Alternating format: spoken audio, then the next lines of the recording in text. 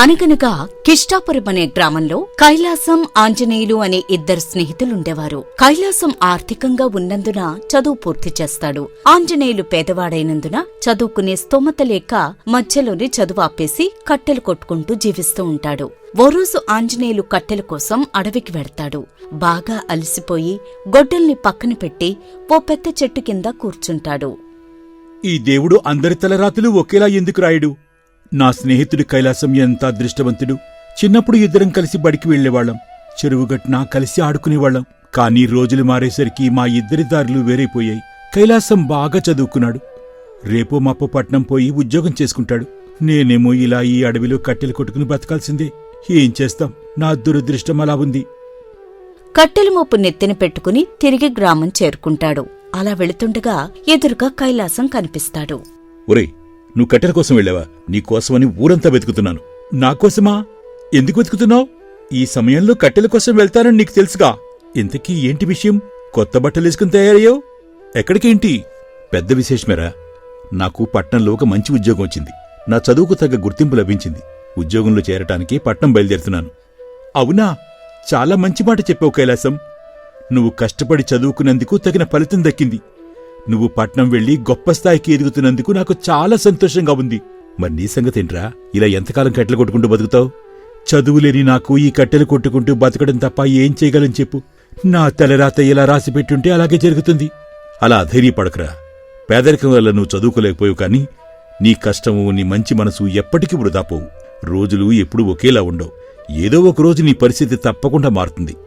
సరేరా, నాకు పట్నం వెళ్లే సమయం అవుతుంది. ఇక నేను వస్తాను. సరే కైలాసం, జాగ్రత్తగా వెళ్ళిరా. మన ఊరికి మంచి పేరు తీసుకురావాలి. అలా కైలాసం ముందుకు సాగిపోతాడు. ఆంజనేయులు కొంతసేపు కైలాసం వెళుతున్న వైపే చూస్తూ ఉండిపోతాడు. తర్వాత నెమ్మదిగా కట్టెల మోపును మళ్లీ తలకెత్తుకుని మనసంతా తెలియని బాధతో ఇంటివైపు నడుస్తాడు. కొన్ని సంవత్సరాల తర్వాత ఒక పొలం దగ్గర రాము అనే ఒక యువకుడు నిలబడి ఉంటాడు.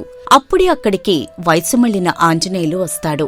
రాము తన పొలం దగ్గర దిగులుగా, మౌనంగా, అప్పుల భారంతో నిలబడి ఉంటాడు. ఆంజనేయులు అతని దగ్గరకొచ్చి ఇలా అంటాడు. ఎవరు బాబు నువ్వు? ఎప్పుడూ చూడలేదు. ఇక్కడ నిలబడి ఏం చేస్తున్నావు? ఏం చెప్పమంటారులేండి నా బాధ. చెప్పినా మీరు తీర్చేవారు కాదు కదా. చెప్పి ఏం లాభం? నా బాధ ఏదో నేను పడతానులేండి. మీరు వెళ్ళండి. అసలు విషయమేంటో చెప్పు బాబూ. నా వల్ల అయితే ఏదైనా సహాయం చేస్తాను, లేకుంటే వెళ్ళిపోతాను. చివరికి నా పరిస్థితి ఈ స్థితికి చేరుకుంటుందని ఎప్పుడూ అనుకోలేదండి. తాత ముత్తాతల కాలం నుంచి మా కుటుంబాన్ని సాకిన ఈ 5 ఎకరాల భూమిని ఈరోజు వేరొకరి చేతుల్లో పెట్టాల్సి వస్తుంది. చేసిన అప్పులకు వడ్డీలు కొండలా పెరిగిపోయాయి. అప్పుల వాళ్ల ఒత్తిడి తట్టుకోలేక ఈ నేల తల్లిని అమ్మకానికి పెట్టాల్సొస్తుంది. ఈ పొలం మీద? ఇది రాఘవయ్య గారి పొలం కదా? అవునండి, రాఘవయ్య గారిది. నేను ఆయన మనవణ్ణి. ఇప్పుడే పట్నం నుండి వచ్చాను. ఇన్ని రోజులు ఆ సుబ్బయ్య గారికి కౌలుకిచ్చాం. తాతగారు కాలం చేశారు. పైగా ఇక్కడికొచ్చి చూసుకునేవారు కూడా ఎవరూ లేరు. అందుకే ఇప్పుడు అమ్మాల్సి వస్తుంది. ఇంతకీ ధర ఎంత చెప్తున్నారు బాబూ? పెద్దగా రేటు ఆశించడం లేదండి. నాకు డబ్బు చాలా అవసరం ఉంది. అందుకే చాలా తక్కువ ధరకే ఇచ్చేస్తాను. ఇది రహదారి పక్కనే ఉండడం వల్ల అసలు ధర 20 లక్షల దాకా ఉంది. కానీ నాకు కేవలం 10 లక్షలిస్తే చాలు. ఈ 5 ఎకరాల భూమిని రాసిచ్చేస్తాను. వీడికేమన్నా పిచ్చా? 10 లక్షలకి అమ్ముతున్నాడు. ఇది ఇంకా ముందు ముందు 50 లక్షల వరకు పలుకుతుంది. ఇప్పుడు ఈ భూమిని కొంటే నాకు 10 లక్షల రూపాయలు మిగులుతాయి. ఇందాకే ఒక వ్యాపారితో మాట్లాడానండి. ఇంకాసేపట్లో డబ్బు తీసుకుని వస్తానాడు. అతని కోసమే ఎదురు చూస్తున్నాను. ఇంత చౌకగా వస్తుంటే ఆ వ్యాపారికెందుకు పోనివ్వాలి? వ్యాపారి వచ్చేలోపు నేనే డబ్బిచ్చి సొంతం చేసుకుంటాను. సరే రాము, నీకు డబ్బు బాగా అవసరం ఉంది కాబట్టి. పైగా నీ బాధ నేను కళ్ళారా చూస్తున్నాను. బయట వ్యాపారుల దగ్గరికి వెళ్తే నిన్ను మోసం చేస్తారు. అందుకే ఈ పొలాన్ని నేనే కొంటాను. నువ్వడిగిన 10 లక్షలు ఇవ్వటానికి నేను సిద్ధంగా ఉన్నాను. నిజంగా చాలా సంతోషం అండి. మీరు చెప్పినట్టు బయట వ్యాపారులకు ఇచ్చి మోసపోయే కంటే కష్టపడే మీలాంటి మంచి మనిషికి ఇవ్వడమే మంచిది. ఈరోజు డబ్బిచ్చారంటే రేపే పెద్దల సమక్షంలో కాగితాలు సిద్ధం చేసుకుందాం. ఏమంటారు? ఓ అలాగే, కాని ఇప్పుడే వెళ్లి డబ్బు తీసుకొస్తాను. ఆలస్యం చేస్తే వచ్చిన అవకాశం ఎక్కడ పోతుందోననే భయంతో వెంటనే ఇంటికి వెళ్లి 10 లక్షలు తీసుకొచ్చి రాముకిస్తాడు. ఇదిగో బాబూ, డబ్బు తీసుకో. సరిగ్గా ఉన్నాయో లేదో లెక్క చూసుకో. మీరు భలేవారే. ఈ ఊళ్ళో అందరికంటే మీరు చాలా నిజాయితీపరులని చాలామంది చెప్తుంటే విన్నాను. అలాంటి మీరు డబ్బిస్తే సరిగ్గా ఉన్నాయో లేదో లెక్క చూసుకోవాల్సిన అవసరం ఉండదులేండి. రేపు ఉదయం కాగితాలు రాంచుకుందాం, సరేనా? అలా మరుసటి రోజు ఉదయం ఆంజనేయులు చాలా ఆనందంగా రాము ఇంటికి వెళతాడు. రాము, పెద్ద మనుషుల దగ్గరికెళ్ళి పొలమమ్మినట్టు కాగితాలు రాయించుకుందామన్నావు కదా, వెళ్దామా? ఎవరవయ్యా నువ్వు? ఏం మాట్లాడుతున్నావు? పొలం ఏంటి, కాగితాలేంటి? పొద్దునే వచ్చి ఏదేదో మాట్లాడుతున్నావేంటి? ఏంటి రాము అలా మాట్లాడుతున్నావు? తమాషా చేస్తున్నావా? నిన్న సాయంత్రం మీ 5 ఎకరాల పొలాన్ని 10 లక్షలు తీసుకుని నాకు అమ్మేశావుగా, ఇప్పుడేంటి ఇలా మాట్లాడుతున్నావు? నా పొలాన్ని నీకమ్మడమేంటి? అసలు నువ్వు నాకెప్పుడు డబ్బిచ్చావు? నా పొలాన్ని నీ పేరిట రాసివ్వాలా? నేనింతవరకు నిన్ను చూడనేలేదు, మాట్లాడనూ లేదు. గట్టిగా మాట్లాడితే నిన్న నీకు చూపించిన పొలం మాది కానే కాదు. ఏంటి, ఆ పొలం మీది కదా? అంటే నన్ను కావాలనే మోసం చేశావా? సర్పంచ్ గారి దగ్గర పంచాయతీ పెట్టి నీ సంగతేంటో తెలుస్తా చూడు. ఆంజనేయులు మనస్తాపంతో కన్నీళ్లతో ఊరి సర్పంచ్ గారి దగ్గరికి వెళ్లి జరిగిన మోసం గురించి మొరపెట్టుకుంటాడు. చుట్టూ కొందరు గ్రామస్తులు కూడా చేరుతారు. సర్పంచ్ గారు, మీరే నాకు న్యాయం చెయ్యాలి. నిన్న ఈ రాము అప్పుల బాధ తాళలేక తన తాత పేరు మీదున్న 5 ఎకరాల పొలాన్ని 10 లక్షలకు నాకు అమ్మేశాడు. నేను కష్టపడి దాచుకున్న డబ్బులిచ్చాను. ఈ రోజు అమ్మినట్టు కాగితాలు రాయించుకుందామని అడిగితే నువ్వెవరో నాకు తెలీదు, నాకెప్పుడు డబ్బిచ్చావంటున్నాడు. ఏటి, ఈ రాము నీకు పొలం అమ్మడమేటి? చూడా ఆంజనేయులు గారు, అసలు ఈ రాముకి ఈ ఊళ్ళో ఒక సెంటు భూమి కూడా లేదు. కొత్తగా ఈ ఊరొచ్చాడు. రాఘవయ్య గారి ఇల్లు ఖాళీగా ఉంది కాబట్టి అందులో అద్దెకి దిగాడు. అలాంటిది 5 ఎకరాలు మీకెలా అమ్ముతాడు? ఏమంటున్నారు మీరు? పొలం లేదా? మరి నిన్న నేను రాఘవయ్య గారి మనబడినని, రాఘవయ్య గారు కాలం చేశారని, ఇంతకాలం కౌలుకిచ్చామని చెప్పాడు. అప్పుల బాధ తట్టుకోలేక పొలం అమ్ముకుంటున్నానని కన్నీళ్లు కూడా పెట్టుకున్నాడు కదా. రాఘవయ్య గారు కాలం చేయడమేంటి? పోయిన వారం కూడా పట్నం నేను పోయినప్పుడు కలిశాను కదా, ఆయన చాలా ఆరోగ్యంగా ఉన్నారు. రాము, ఏమిటదంతా? నిజం చెప్పు, ఎవరు నువ్వు? నేనెవరో తర్వాత చెప్తా కాని ముందు ఈ ఆంజనేయులు గారు నాకు డబ్బిచ్చినట్టు ఏదైనా సాక్షి ఉందా?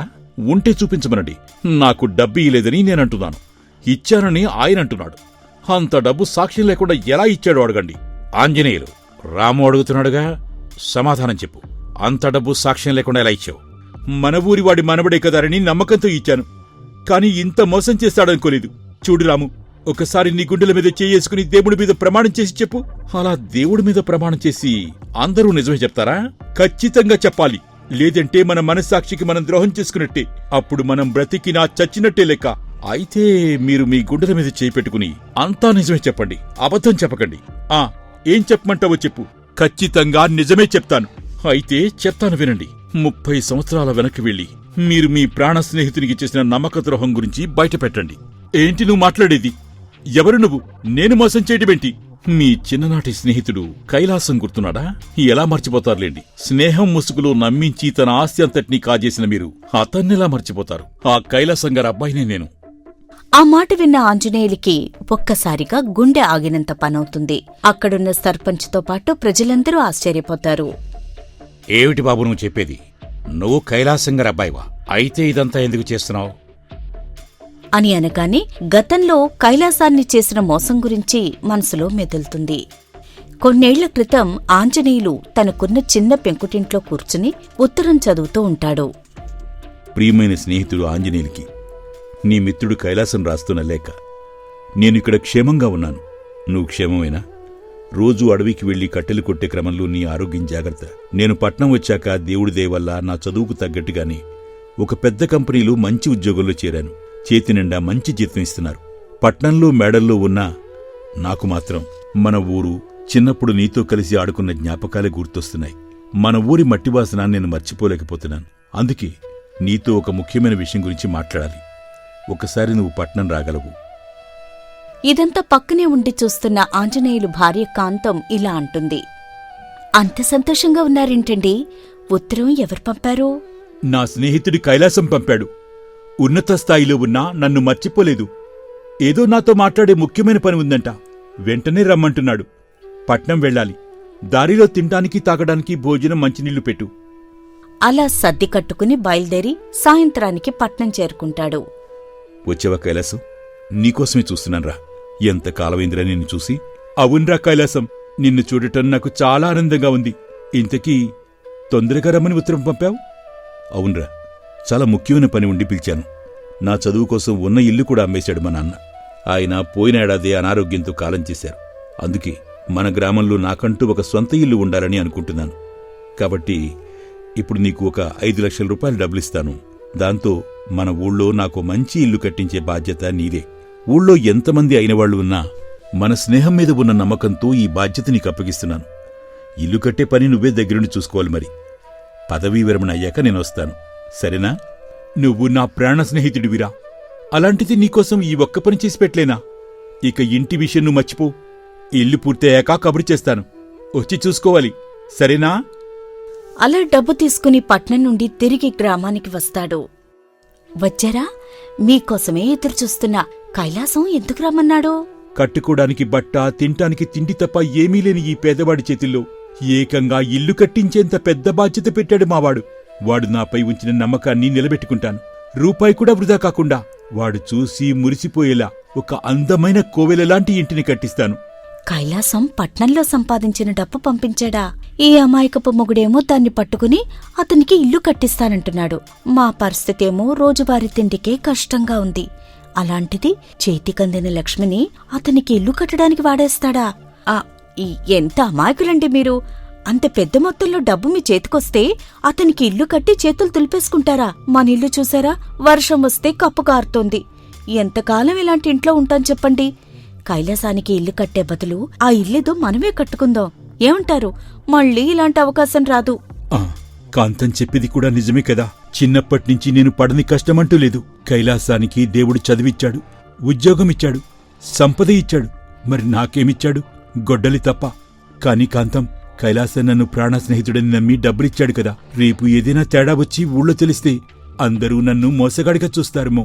ఏం తేడా రాదు. అతను పట్నంలో ఉంటాడు. ఇక్కడ జరిగేది అతనికేం తెలీదు. ఆ డబ్బులతో మన పరిస్థితి మార్చుకుందాం. సరే కాంతం, నువ్వు చెప్పేది నిజమే. ఇన్నాళ్ళు నిజాయితీగా బతికి నేను సాధించిందేమీ లేదు. నలుగురు నన్ను కట్టెల ఆంజనేయుడు అని చులకనగా చూడటమే మిగిలింది. ఈసారి దేవుడు మనకిచ్చిన అవకాశాన్ని వదులుకోను.